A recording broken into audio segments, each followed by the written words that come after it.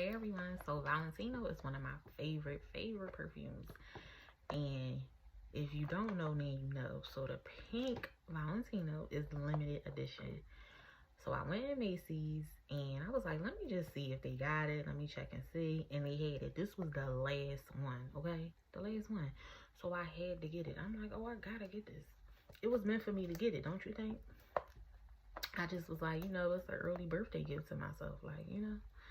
But it smells amazing, and it looks like it smells, if that makes any sense. I'm gonna unbox it and show you the bottle. I'm sure some of you have seen the bottle, but it's just like super cute.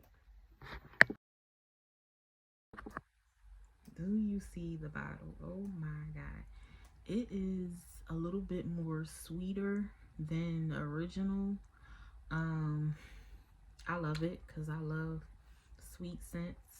It's like a warm, flirty, girly, candy, all those things. I smell a little bit of vanilla in it.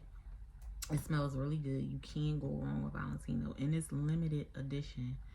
So I was like, I better get it now before I can't find it.